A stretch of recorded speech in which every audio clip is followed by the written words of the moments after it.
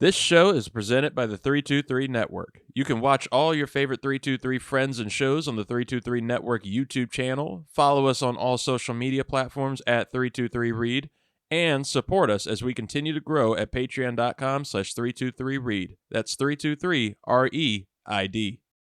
All right, double show, snow day. We are transitioning from the Sunday hangover straight into college shame day. Like I said, you can go to the 323 Network YouTube. We've already done all the branding's changed. Everything looks different. I am your host, Reid Murphy. I'm really happy for you. I'm gonna let you finish. Who the fuck is that guy? Look at the show. I'm the captain now. Welcome to the fucking show. Fuck Scott.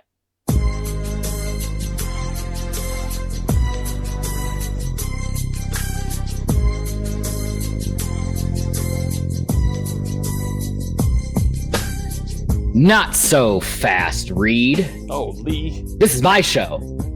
This is my show, not your show. Who do you think you are? I am. I am the one that the reins, and this bad boy. If your show is the Lamborghini of the network, I guess mine's, I don't know, Toyota Camry. Is well said. We've been going for a while now. We've been going. Well, the folks at home are in for a treat of just unhinged, I don't want to say debauchery. That was the topic we were talking about offline. Yeah, debauchery. Yeah, debauchery was the pee break that we just had. Right. It is a snow day here in Virginia. We've been cooped up. There's now a boil water advisory here in Richmond, Virginia, that had some breaking news there from Reid Murphy, who doesn't even reside in Richmond. So how he found out about that before I did is beyond me. It's how I know about all the shootings on Broad Street. Well, that's just is a VCU push notification? Mm-hmm. Oh, maybe I should join the VCU push notifications. You should. It's for until your further notice. You know what? Can someone join those if they're not a student of VCU? I wonder if there's a way I could get it done. Because my buddy, you know him, Shane. He takes classes through VCU, but he does it remotely, like on their online program, and he gets VCU notifications. And every once in a while, he says, "Hey, stay away from Broad Street. There was a shooting." I was like, "Well, good thing I'm 15 minutes away from there. They ain't coming to my side of town." Every notification I get from them now, I will just throw into our group chat. Perfect. I appreciate that. But you know what? I appreciate you, and I appreciate all the fine folks at home, because it has been one wild college football season. It's the way that we like it here on Shame Day. We don't like the status quo. We don't like boring, dull seasons. We like, high-scoring games, teams coming out of nowhere, players who don't deserve awards, winning awards. That's shameful. But last week, it just served another purpose for the college football playoff. It was another crazy week, and it's going to be another crazy week looking ahead, because not only do we have the semifinals on the 9th and the 10th this week, which is Thursday and Friday, but Reid, following that, it's going to be a very busy weekend for all of us here at the 323 Network, because after Thursday and Friday's games, we have the NFL football playoffs Saturday, Sunday, and Monday. Reid, I don't know about you, but I am. If this past episode of the Sunday recorded on a Monday, sometimes on a Tuesday hangover show was, I can only imagine what the next hangover show is going to bring. We're going to have to do one too. Unfortunately, because unfortunately, we're going to have to do one because it's our team. You can shut this network down whenever you want if it's too much. It's out of my hands now. It's grown into it's snowballed into something I don't control anymore. It just keeps going. Even this, we're going to be exhausted. We're going to be wiped out. But in football. The best way. Oh, the best way. The best way. And then we get a little bit of a break, because then the championship game for the college football world isn't until the 20th. So that'll be about a week later. So these teams who win will have a little bit of an extended break to prepare for the what's a good word? The antithesis of the college football season. Is that a good word? And if it's on the 20th, that's Martin Luther King Day. We can call it the Martin Luther King Bowl. The I Have a Dream Bowl. Hey, and there's another thing happening on the January 20th that's going to celebrate Martin Luther King's legacy that we will not speak of because we are not a political channel. Oh, that's right. But let's get into this, There's folks, because we got on that week. I know where I'm going to be on that Monday. Away from crowds. But let's get into it because we have another packed show for you guys this week. Let's get into a little bit of a recap from the college football playoff game, starting with the Texas-Arizona State Peach Bowl quarterfinal classic. That's right. Texas beat Arizona State 39-31 in double overtime to advance to the Cotton Bowl semifinal. Before we get into some of the specifics around this game, Reid, I want to ask you a question. If you kick a field goal and you miss, like it's short and it bounces off the ground, no one touches it, and then it goes over the crossbar, does it still count? Because if you look at the college football rule book, it does. I think as soon as it hits the ground, right, it should be dead. Out of play. I would say it should be dead. A live ball, you can grab it and just. If you want to make it fun, make it count for 2 points or 2.5. Ooh, well, see, by that logic, if that ball hits the ground and it's still live and no one touches it, then that means it should still be live in the air. And that's exactly what happened. In this game, Arizona State kicks a field goal, comes up short, bounces, goes over the crossbar for a good field goal. And I guess based off of the rule book, that should have still counted for 3, but the officials had no idea that was a rule. I don't think anybody knew. This is one of those Monday armchair quarterback moments where nobody knows about it until it's too late. But I guess Arizona is now petitioning the college football world for having that count. Well, and I was going to say, if there's anybody that's not allowed to armchair quarterback something, it's the referees. They can't Monday armchair quarterback. Well, regardless, it's not going to matter. So say if they do uphold that and they give them 3 points, they can, I guess the way that I was reading it, they could change the results of the game. But at the end of the day, the only people who can change the results as far as who moves on to the next round is the chaos, which is, I was going to say the Chaos Football Playoff Committee, but I guess we'll go with that. The College Football Playoff Committee, they would be the ones that would have to uphold that ruling. And do you think that they would rather have an Arizona State versus an Arizona State versus Ohio State, or a Texas-Ohio State game in the Cotton Bowl? Oh, Texas-Ohio State. Yeah, this is something they won't rule on until like March. This will be something that won't happen for 10 years. This will be the Reggie Bush getting his Heisman Trophy back moment where they get some game that just means nothing. It's just you bring everybody back to replay the game. Well, that was the thing. That was the thing that was part of the article that I was reading. Like, they wouldn't replay the game. They wouldn't start from where it left off. Like, I guess it would just count as a win. I don't know. Maybe I'm just maybe it's above my pay grade, which is 0. But looking forward to this game. That was the past. This is now. Texas, Arizona State, some key players and moments for you from that game, starting off with Quinn Ewers' throw of a 28-yard touchdown to Matthew Golden on 4th and 13 to force a second overtime, which was huge. Andrew Mukuba intercepting Sam Levitt's pass to clinch the victory as well, to move the Texas Longhorns off into the next round. But we can't talk about Arizona State without talking about running back Cam Scatterbo, starring for Arizona State with 143 rushing yards, 8 catches for 99 yards. Oh, and also Reid, a 42-yard touchdown pass. Just wasn't enough. No. He was I guess, talk about moral victories, he was named the MVP of the game, which if you go back and you watch that press conference where they bring out the trophy to him, he looks so do not fuck with me moment. Like, just look at his face. He's like, I don't want this right now. Like, thanks for the participation award. I'll make sure to put this on my mantle. But he's a player that I think this is why you want the extended college football playoff, right? Like, it gives you a moment for players and smaller football programs to get their time to shine a little bit, to really put their name and get their tape out there for everyone to see. Because I feel like if it weren't for these last 2 games for this game in Arizona State, for the national, all eyes on him, nobody would have known who he was outside of people who watch college football. And I think that was enough to really help his draft stock in the future. Now, I still don't have him going anywhere above the third round, but I think it's definitely changed him from a 6th, 7th, maybe an undrafted free agent to a mid-round play at this point. I 100% agree, and he's definitely somebody that, like, especially casual viewers like me, that I would not have thought anything about him outside of his name being interesting. Now I actually have eyes on him, and I'll be curious to watch him going through the process.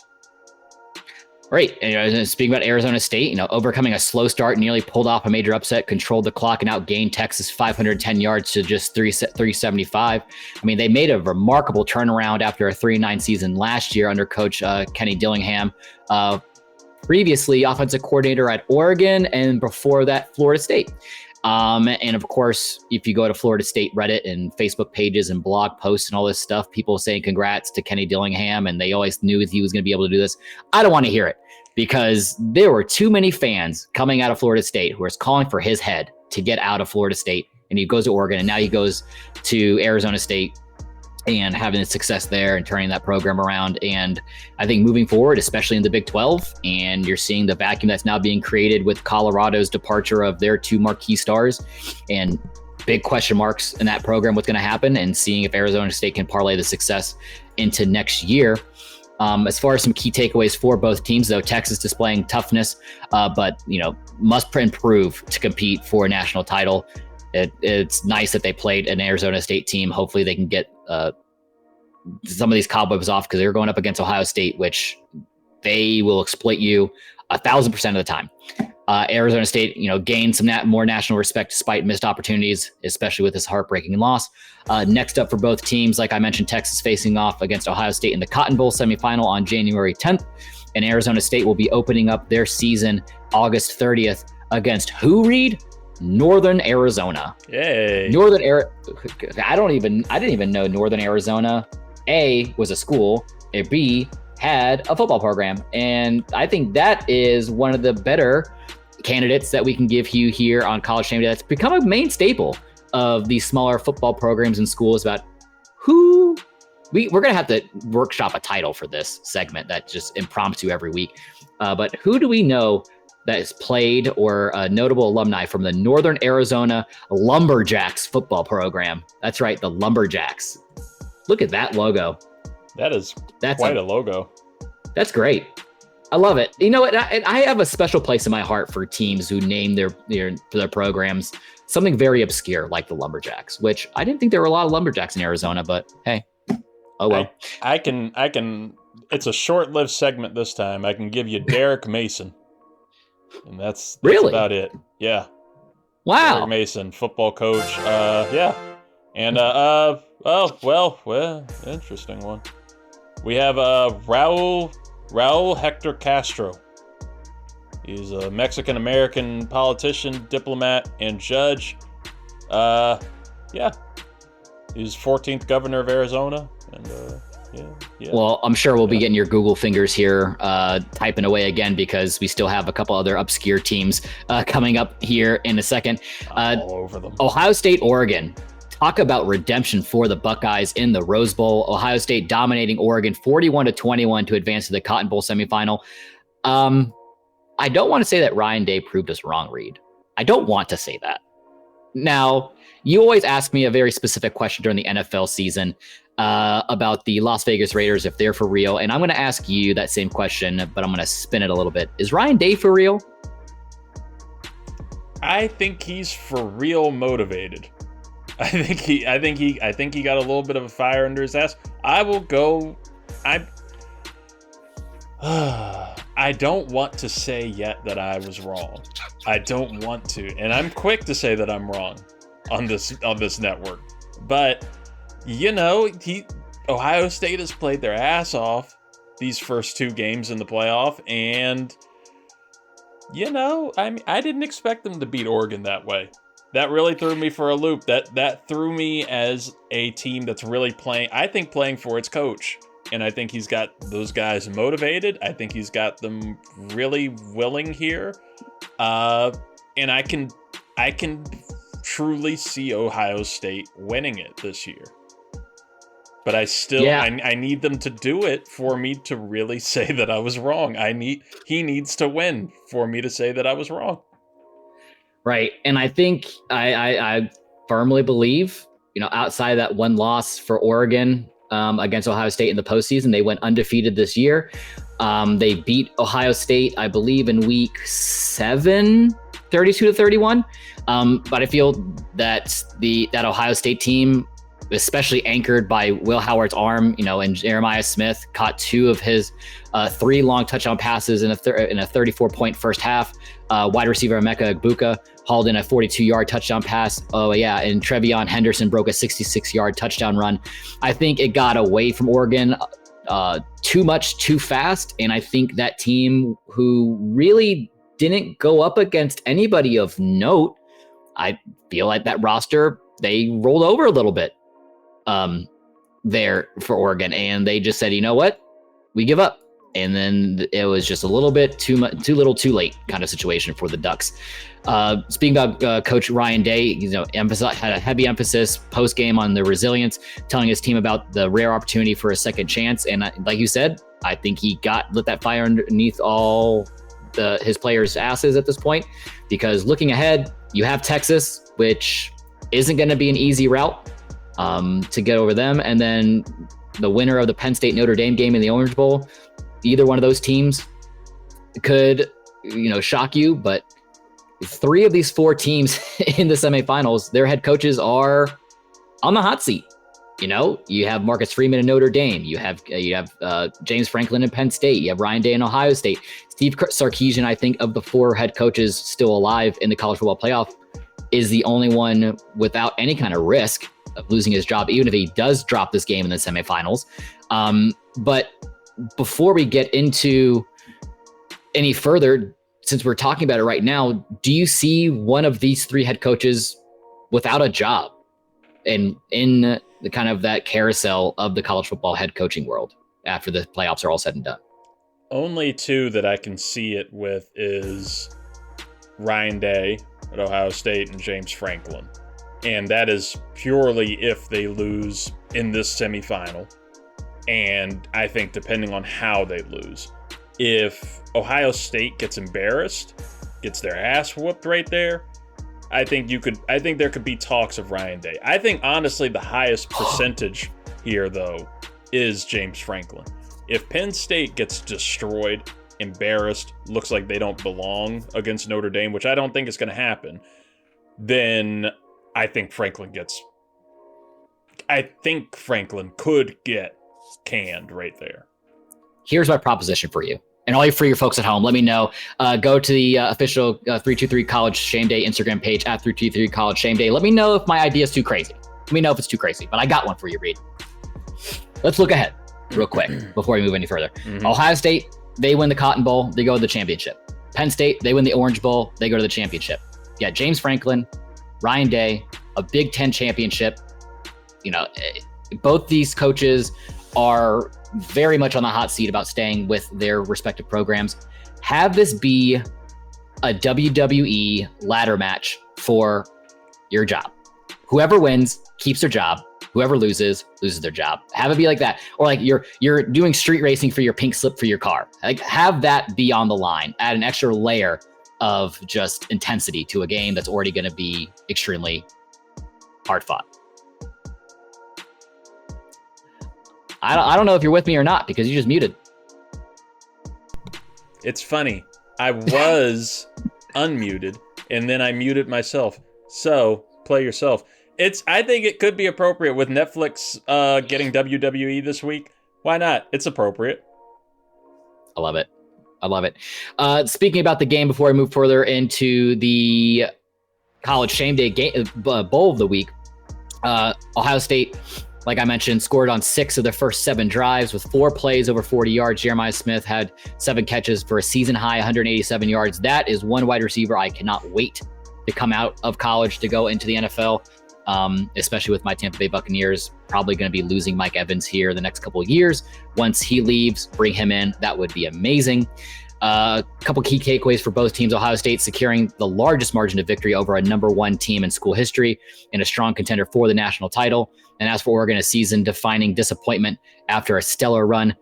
Questions about college football reseeding rules remain. That's been one huge topic for the talking heads at ESPN, ESCSPN, if you like to talk about that.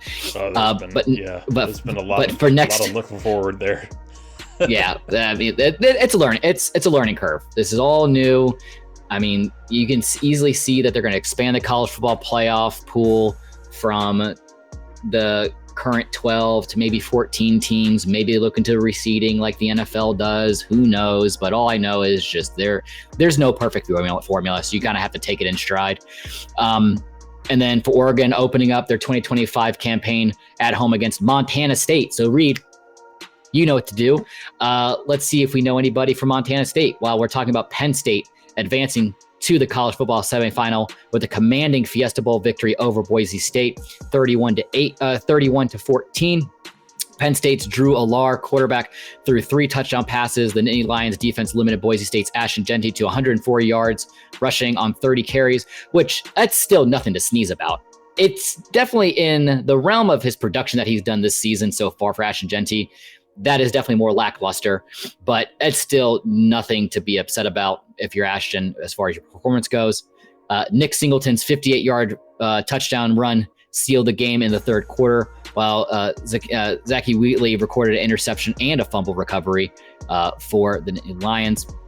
Now, there was a huge turning point in the game after Boise State cut Penn State's lead to 17-14 early in the third quarter. Drew Allar's touchdown pass to Tyler Warren and Singleton's long scoring run shifted momentum permanently. There was no coming back from that, and I think that's when you saw the balloon and the hopes and the aspirations for the Boise State Broncos get deflated.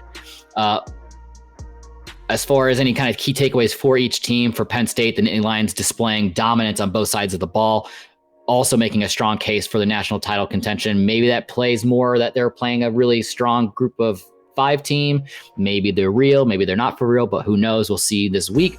Then as for Boise State, despite the loss of Bronco season, will be remembered for their underdog spirit, which if you want to do a top 5 read of college football programs or professional sport teams that just ooze the underdog vibe, Boise State has to be up there, right? Because I feel like in every game of, any premier game that they play in, they're always the underdog. I mean, look back to the very first Fiesta Bowl when they upset Oklahoma and won that game.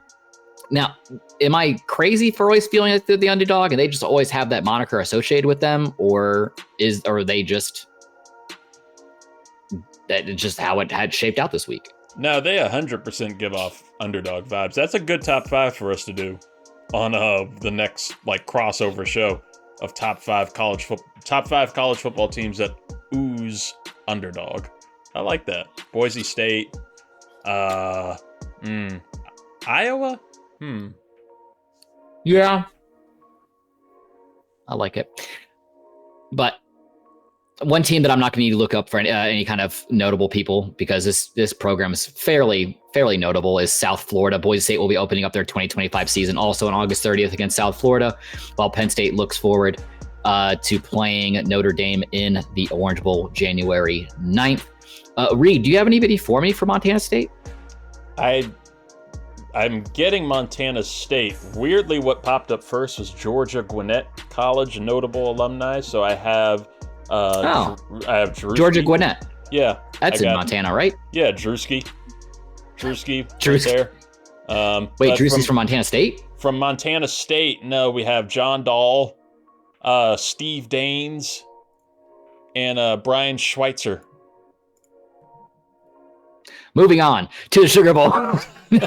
Number 3, Notre Dame, and number 2, Georgia. Notre Dame, I guess upsetting Georgia 23-10. I wouldn't really consider it an upset. Me and you both talked about it last week, that we could easily see a Notre Dame victory here against Georgia. They had their backup quarterback Gunnar Stockton in there. They wouldn't have Carson Beck. It's no real surprise. I mean, I think really the biggest thing of note is Notre Dame overcoming, tragedy and finding balance between resilience and football, earning that 23-10 victory over Georgia in the Sugar Bowl. The victory was propelled by the Fighting Irish into the college football playoff semifinals. Riley Leonard, quarterback, showcasing his dual threat capabilities with 90 passing yards, 1 touchdown, and 80 rushing yards, leading Notre Dame. And then Jaden Harrison electrified 98-yard kickoff return touchdown while Notre Dame's defense is stifling Georgia's offense and forced 2 key turnovers. But you're doing what you need to do, right? You're making the most of the opportunity that's presented to you in front of you. You have a very green quarterback under center in Georgia. You need to put pressure under him. You need to force those turnovers that are key in this matchup. You don't want to give I don't even know where my brain was going to go with that one. You don't want to give Georgia any kind of wiggle room to stay in a game of this stature. As far as, for each coach, Marcus Freeman came out stating after the game that his players executed, put everything on the line, proud of the way they handled the events of the last 24 hours. And on the other side of the ball for Kirby Smart, like I just mentioned, turnovers were the difference. They prepared for a hard count, but jumped off sides. Those mistakes costs. And Kirby Smart, shout out to you.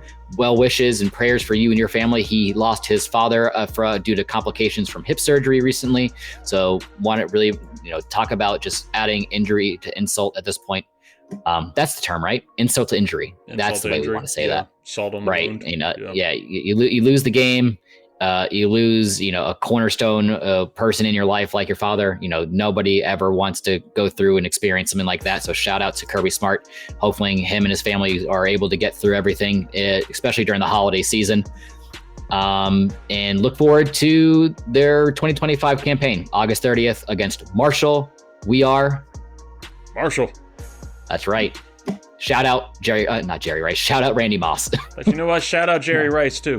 Well, you know what? Shout out Jerry Rice too. Why not? We got to give him his rose. Shout out right? Kate Beckinsale. Ooh. Anyone else we know from Marshall? Shout out. No. Mark Wahlberg. Shout out. Chad Matthew Pennington. McConaughey. Glenn Close. We love you. Glenn Close. Oh my God. But that is last week, folks. Let's move forward to this week. Reid, there was a little bit of bitching and moaning coming from the SEC. Shocker. Oh yeah. Paul Feinbaum's Commissioner on one.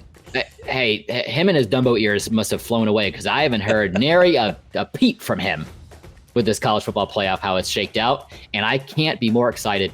But SEC Commissioner Greg Sankey came out and was trying to get the College Football Playoff Committee to change the date and times of the Cotton Bowl and the Orange Bowl this week. Notre Dame and Penn State in the Orange Bowl secure their spots.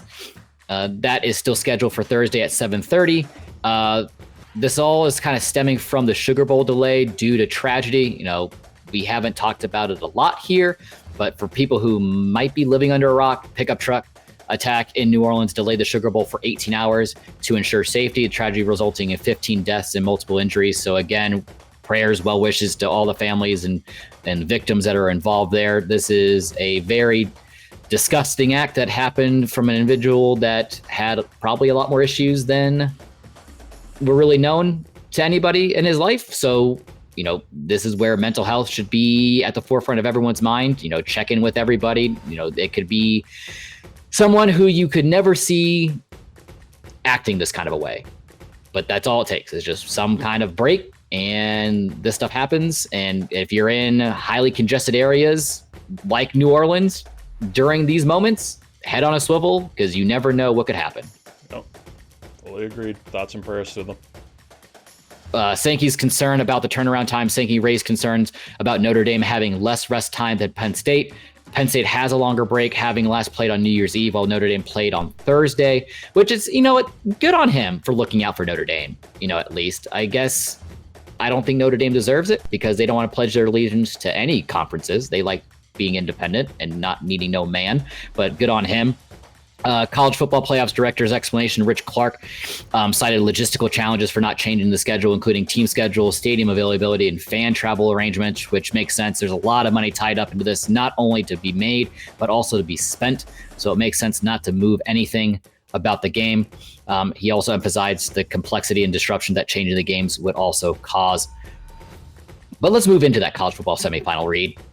Like we mentioned, Texas defeating Arizona State 39-31 double overtime on New Year's. Ohio State earning their spot against Oregon's 41-21 victory. Cotton Bowl Classic will take place on January 10th at 7:30 as well. Speaking about that game, you know what? Let's start with Penn State Notre Dame. That's the first game. You got the Penn State Nittany Lions 13-2. Recent performance, Drew Allar showing NFL potential with big throws and impressive yards per attempt, just under 14 yards. His draft stock could rise with another strong performance here in the Orange Bowl.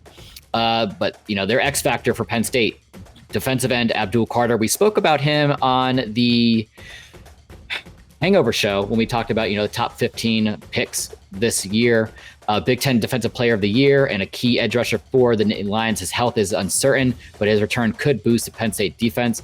How Penn State wins this game is limiting Notre Dame's running game and forcing a 3rd and long situation. Control that line of scrimmage to put pressure on quarterback Riley Leonard and disrupt the passing game.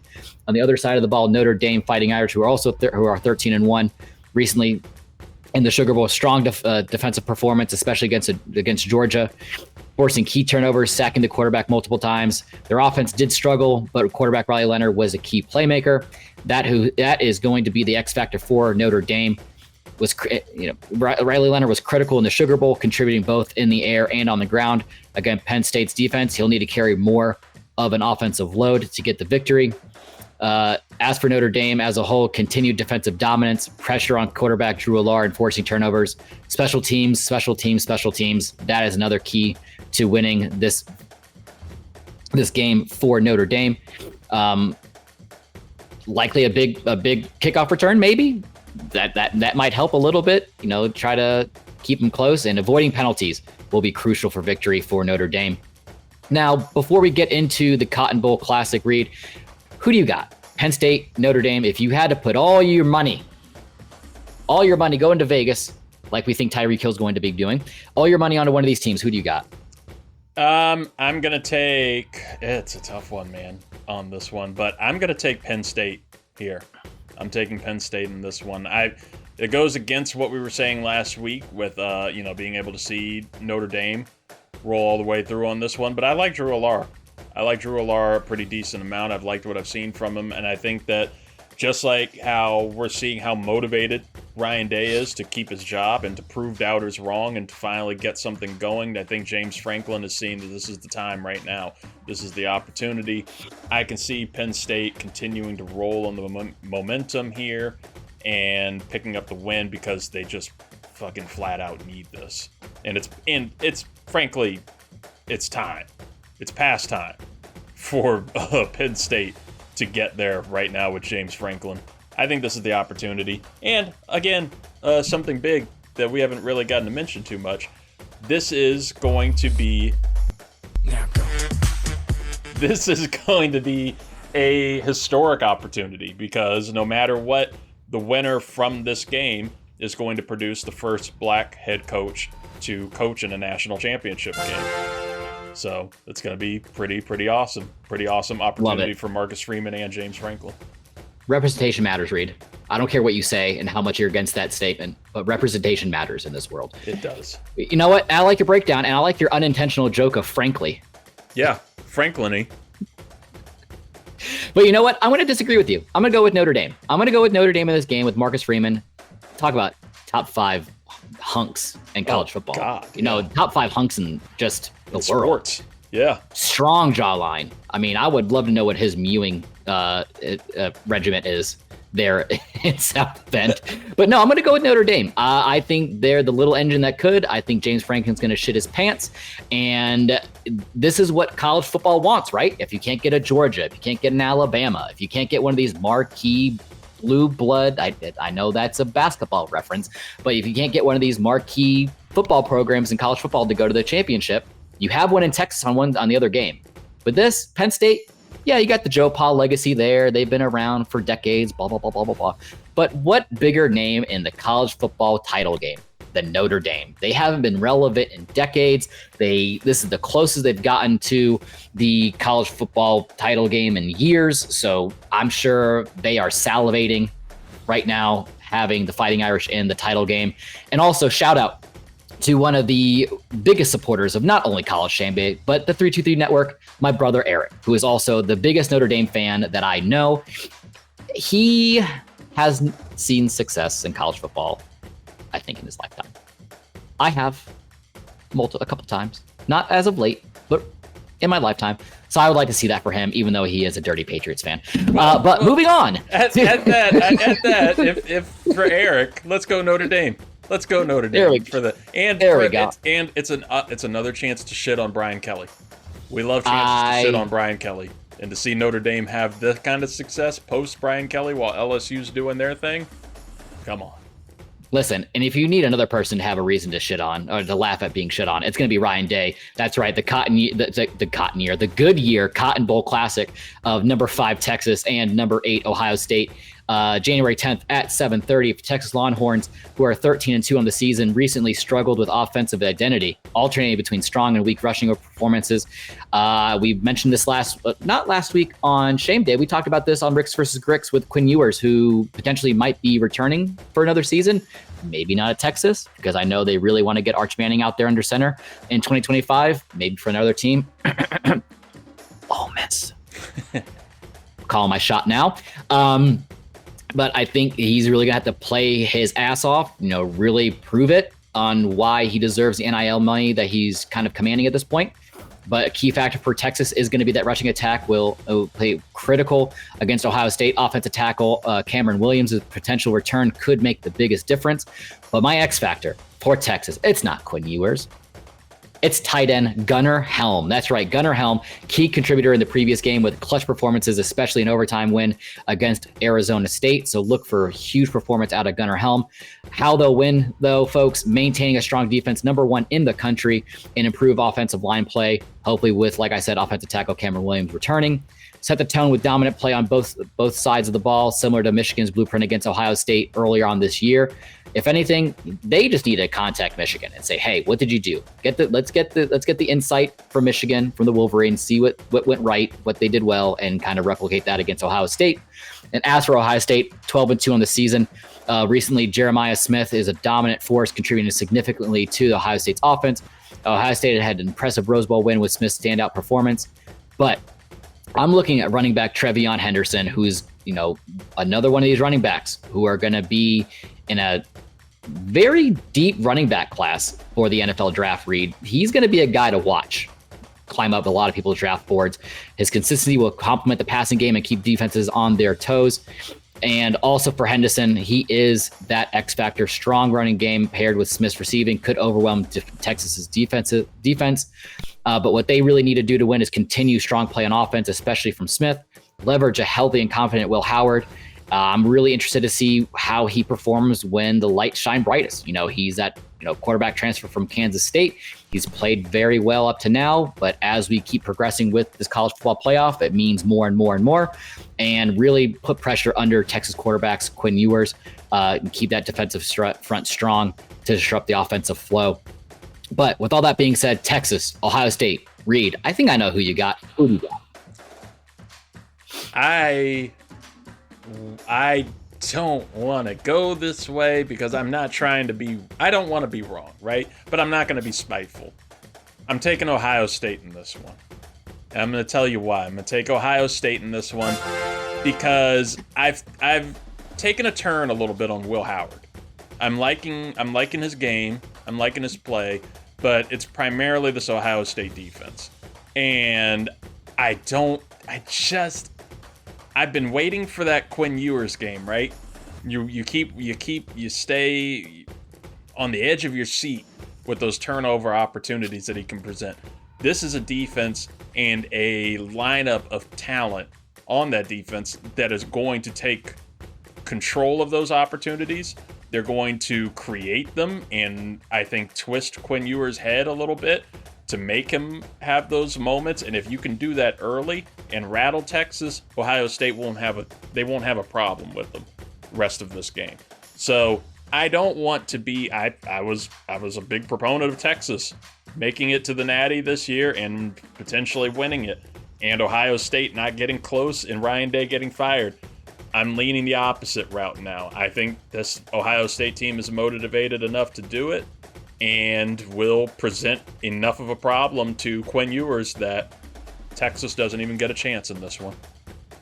right? And I mean, if you look back at the SEC championship game against Georgia, losing in that overtime 22-19 there, you had 1 touchdown and 2 interceptions. I think if Ohio State's able to replicate what the Bulldogs did in that SEC championship game, they could see the success. But I am going to go against the grain with you again. I am going to go with the Texas Longhorns. Okay. I feel this is going to be Quinn Ewers, arguably one of his best games of his career. I think he's going to come out. I think he's going to go guns a-blazing. I think he understands that he needs to play at a high level to keep Texas moving forward. And like I mentioned before, could you imagine a Texas Notre Dame championship game and how much the College Football Playoff Committee would just be over the moon with the amount of revenue that they're going to be able to bring in with that? And also, selfishly, again, shout out, because another one of the main kind of supporters of College Shame Day, and he's now started going into the regular 323 programming here at the 323 Network, Artie Hernandez. Shout out to Artie. He is one of the winners of the highly touted and highly wanted $25 FanDuel gift cards. He is a major Texas Longhorn fan. I'm really rooting for him. And at that point, if it's a Texas Notre Dame championship, I don't know who to root for. Do I root for blood? Do I root for supporters?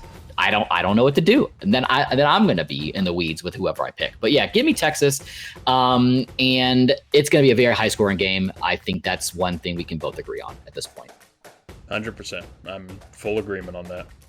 Oh boy, folks, but that is it for today here at College Shame Day. I am very much looking forward to these semifinal games of Penn State, Notre Dame in the Orange Bowl, Texas, Ohio State in the Cotton Bowl. Thank you again all for tuning in to the 323 Network podcasts. We appreciate your support and passion for college football. Reid, what do you got going on the mainstream? Anything of note, anything the fans can look forward to? Maybe if they haven't given you a listen for whatever reason, I don't know why they would do that. But if you want to entice some of these Shame Day crowd to come over to the other side, what do you got for that? We have a lot going into the NFL playoffs, and especially on this network with, 3 primary hosts here of me, Scott, and Zahara Ali. Commanders, Bucks, wild card matchup on Sunday Night Football. That's perfect for this network and perfect for us. So we're going to be doing a lot of NFL postseason contention talk. As we get further into, things, NBA talk is going to be happening with Luis Martinez. The Oscars and all of that talk is coming up really, really hot and fast with Travis Byram. So we got a lot going on. Subscribe to the 323 Network. And of course, if you don't want any of us, yet the very least have College Shame Day there. So subscribe. Love it. For now. You'll have something. Yes. And Awesome Con. We'll talk to you more about that. Oh yeah, that's a nice little tease to give to the anime fans and the culture club that we have the following here at the 323 Network. But you're right, just because college football is coming to an end, that does not mean things are coming to an end here at the 323 Network. Because like you said, you got Commanders Bucks coming up, wild card weekend, where one of us will walk away with a black eye regardless of what happens from that game, because it's either the Bucks are going to win and I'm going to try to fight you guys and you guys are going to beat me up, or the Commanders win and you guys beat me up anyways. And then we have all the NFL playoffs. And then right at February, Reid, what's right around the corner from February? March Madness. That's right. The wackiest time of year where us 3 schmoes who know nothing about college basketball, we give you our takes. But sometimes that's the best thing you need, because in those pools where the March Madness brackets comes out, people who usually end up winning that know nothing about college football. But one thing that I know, Reid, is that we have the best fans in the world. So thank you again for tuning in. Make sure to check us out on Instagram, Facebook, at 323 College Shame Day, at 323 Reid, YouTube, the 323 Network. Don't forget to like, subscribe, hit that bell for notifications, catch our latest episodes wherever podcasts can be found. And oh yeah, it's not over yet, because we still have one more shot for a monthly giveaway of a chance for a $25 Fanatics gift card. That's right, grabbing get your brand new favorite game day gear. All you got to do, follow College Shame Day Instagram at 323 College Shame Day for your chance to win. Earning extra entries by liking, commenting, sharing your post, just engaging. Tell me that I'm crazy for wanting a ladder match between James Franklin and Ryan Day. I think that'd be more entertaining than the football game. But hey, what do I know? Until next time, folks, remember, embrace the shame, and thank you again for tuning in.